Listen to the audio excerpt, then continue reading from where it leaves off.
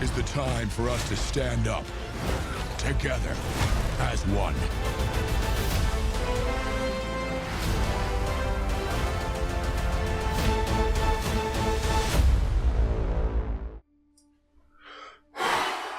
Okay.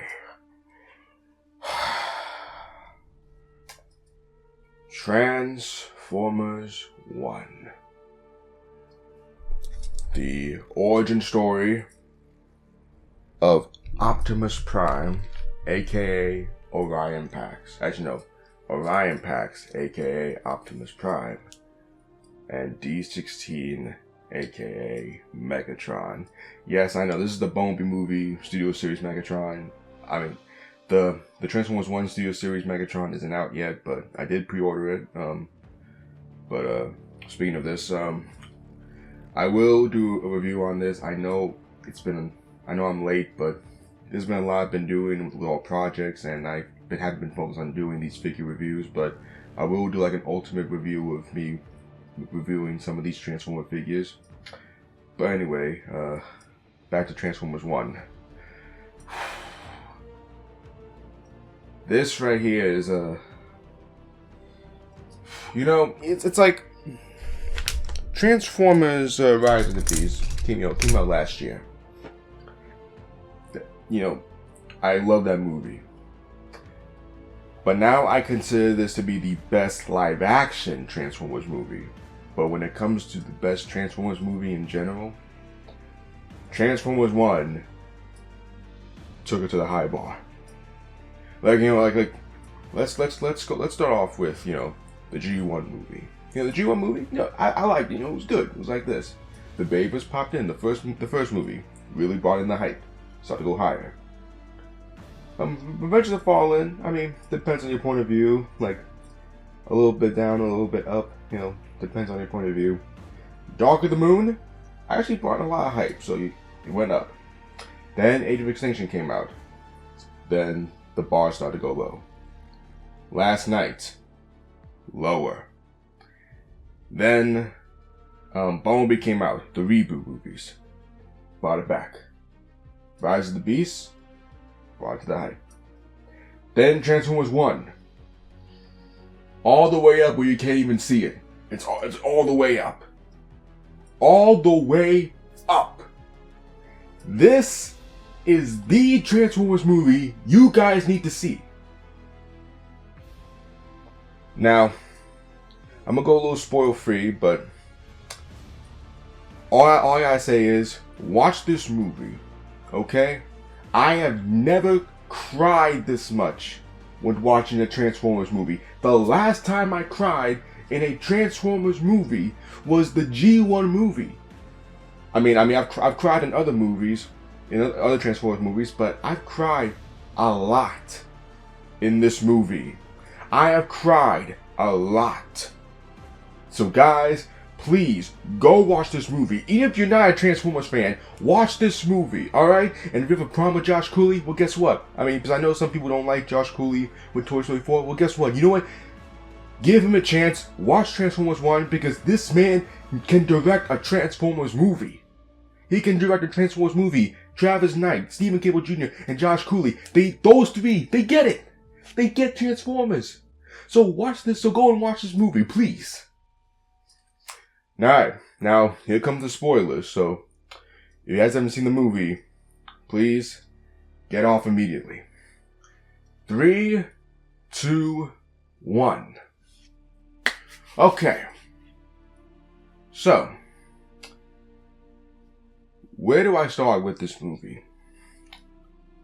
I think let's talk about the most important part, is the storytelling. The story, just like perfection. It is perfection. And as the movie develops, you get to understand both perspectives. You understand Optimus, you understand Megatron, you understand these characters. You get what they're going through. You know what they're trying to do. And and the emotion in this movie, like,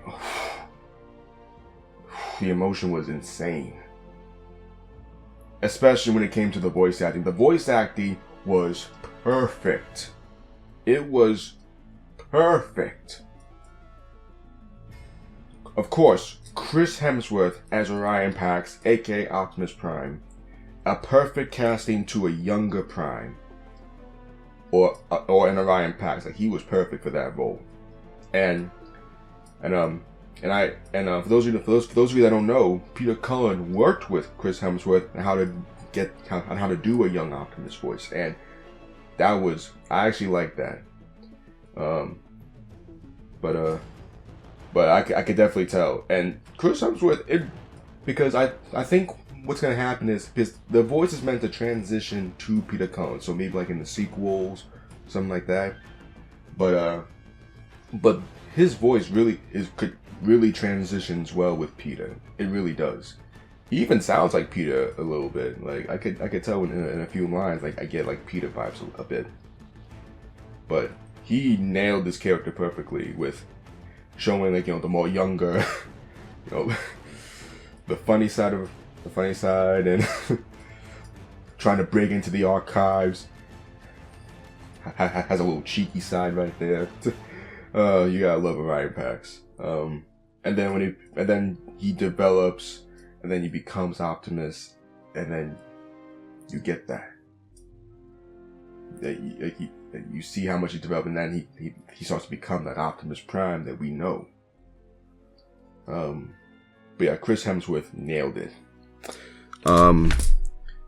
Scarlett Johansson as Elita 1. Even when they announced that, I think, she's perfect for that role, and she nailed it. Scarlett Johansson can voice act. Okay, I was wrong about that. It was going the other way.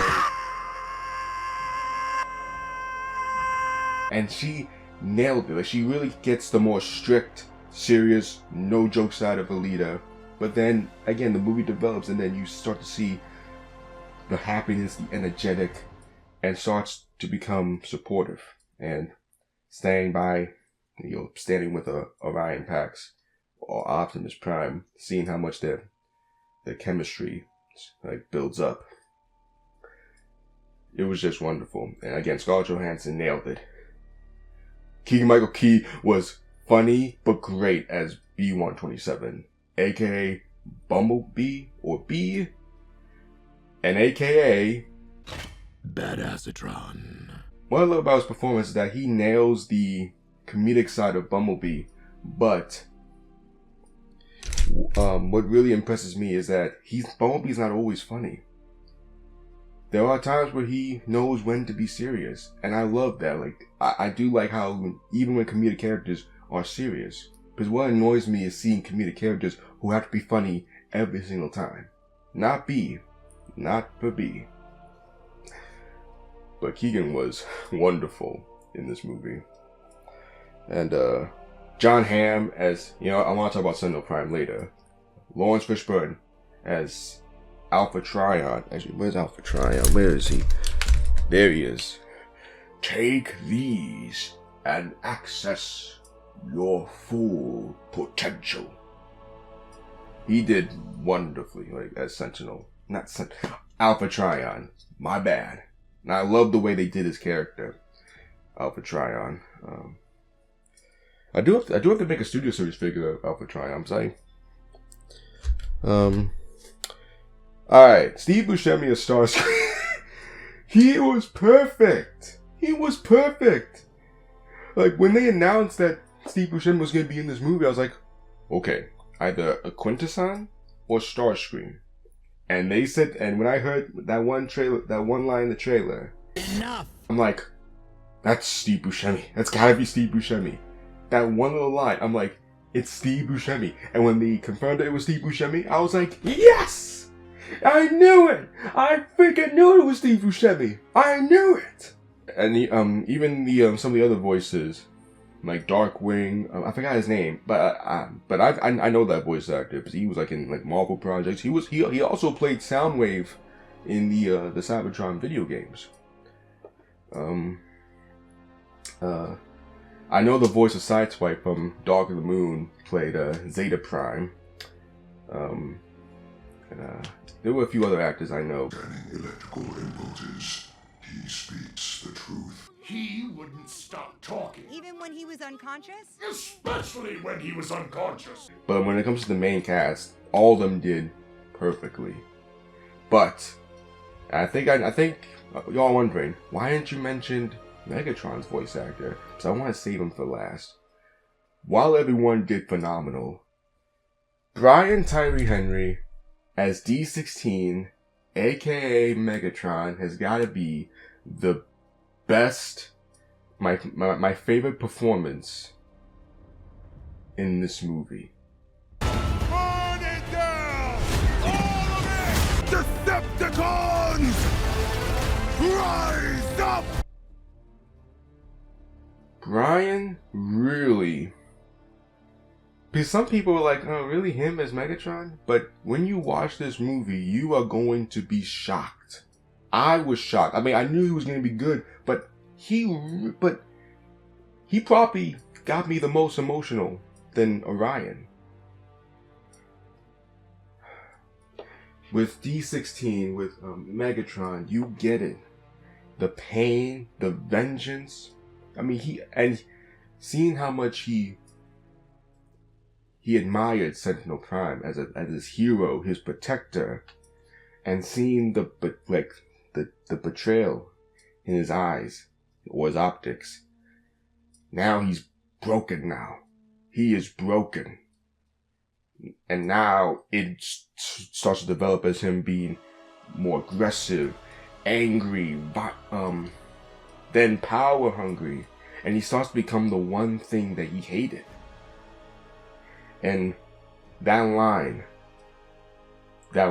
line when D16 was no more and the birth of Megatron began, that one line, I'm done saving you. That line made me sob. It made me sob. Not only was it a perfect line to show the birth of Megatron, but it was perfectly delivered by Brian Tyree Henry. Just wow, Brian, I love Hugo Weaving, but you know what? I'm sorry, but the Bavers did not do my man Megatron justice for me. Transformers 1 did Megatron justice. This is how you do Megatron. And I'm sorry. And again, Hugo Weaving, I love him as Megatron. I mean, he used to be my second favorite Megatron voice. But you know what? I think Brian took it. I think he deserves to be my second favorite Megatron voice of all times. He deserves it. And you know what? Someone give this man an Oscar. But yeah, Brian Tyree Henry did did a phenomenal job as Megatron. Let's talk about now. I talk about the characters. I love the characters. All the characters, they were written so well. The score by Brian Tyler, who did the soundtrack for Transformers Prime. Another perfect soundtrack. Like Steve Jablowski, I hope I'm saying his name right. I can't get his name right. Like the composer for Rise of the Beast. Vince. I'm sorry. He's the one that did the music for the G1 movie. And Brian Tyler. Like those four are my favorite composers for Transformers. And Brian in this movie, and I had a feeling he was gonna add little bits of Transformers Prime music in the movie. It was like the scene when our main characters are in the cave and they're seeing all the dead primes, and then you hear that Transformers Prime bit. I was like, yes, it's Transformers Prime! It's Transformers Prime! Anyway, but no, and then there was in the scene when, you know, Megatron lets go of Orion, you know, I'm done saving you. And then I was like, wait a minute, I think I hear something. I think it was the Death of Optimus Prime soundtrack from the G1 movie. I think that was it. And then, even with the original score, the original score was perfect. The main theme was, like, it perfectly represents what this movie is. And the tragedy, the lighthearted tone, the darker tone. I've actually noticed when D16 starts to slowly develop into Megatron, then the music starts to build up and gets more intense. And I love that. I love that detail. But yeah, Brian Tyler, great job. Like, oh no, great job with the music. I don't think the animation is anything to discuss, because the animation just beautiful. I had no complaints about the animation. The animation was just beautiful for this movie. I know some people were like, I mean, but we want how the Bone movie was, but you know what? That will take time. That will take way too much time, and it will take a lot of money, and that will probably be stressful for the animators to do all that. So, but the animation in this movie was wonderful. I think it's like one of the most beautiful animated movies I've ever seen. Anyway, but no, animation, beautiful. Story, beautiful. Characters, beautiful. Alright, now I want to talk about I've been saving this guy for later, but now we can talk about this motherfucker right here. Sentinel Prime! It's bad enough that we hated him in Dark of the Moon. I mean, it's so funny. Both of these versions of Sentinel, you know, Bayverse Sentinel and Transformers 1 Sentinel, both great villains. But oh my gosh, you just hate this character so much. You hate this character. I'm telling you, you hate him. I hated him. And you know, a part of me was like, you know what, Megatron? Kill this motherfucker. Kill this motherfucker, okay? Kill him, this fraud of a Prime. Kill him. Okay, I need to calm down. John Hamm did a phenomenal performance as Sentinel Prime. He knows how to make you hate this guy. But you know, in the first half of the movie, you like him, like, oh, he seems like a cool guy, you know, a cool leader. But then, of course, when the truth is revealed, then you see the true colors of Sentinel. John Hamm knows how to deliver a performance that makes you like wanna strangle that motherfucker. But yeah, Sentinel was a great villain, and he was a perfect way to like influence these characters, and then how the Great War started. Oh yeah, the comedy. The comedy was great. I laughed a lot in this movie, especially with B-127. But I did laugh.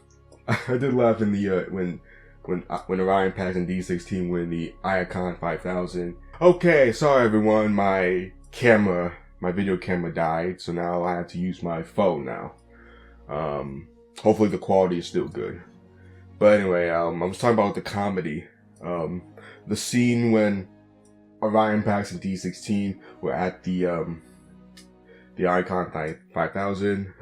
Oh, are you crazy? Sure feels like it. If we survive this, I'm gonna kill you. I accept those terms. Oh man, the chemistry between Orion Pax and D16, like, they did a great job with that. And because they did a great job with that, of course, when they fall out, I cry. So, it's like you know what's gonna happen, but the way they did it, you still, you're like, wait, hold on, and then you just can't take it anymore. But this movie was just beautiful. It was a beautiful movie about a friendship to enemies, a story about a corrupted system, again, you don't even have to be a Transformers fan to watch this. You can still watch this movie and enjoy it. And it's beautiful. That's one what I would describe Transformers 1. It's beautiful. This is the Transformers movie that we all wanted. And I know they're gonna do like a trilogy, and so I'm hyped for whenever they do those sequels. I'm excited. But yeah. Overall, Transformers 1, wonderful movie. Oh, wait a minute. I forgot one important thing. The action. The action, phenomenal. It was a lot of fun. It was just fun. I was hyped with the action. The scene when Optimus Prime is fighting Megatron, Starscream, Soundwave, and Shockwave, all of them together. He's going crazy with it. And then they got the Energon axe out. Woo! I was hyped.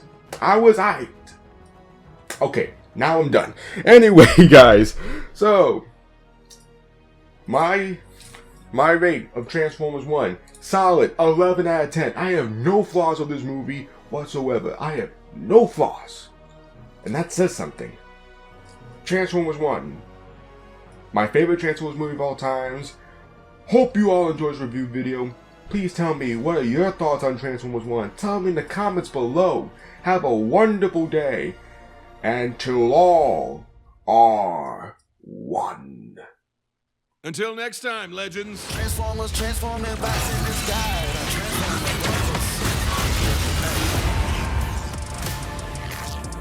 We won't stand for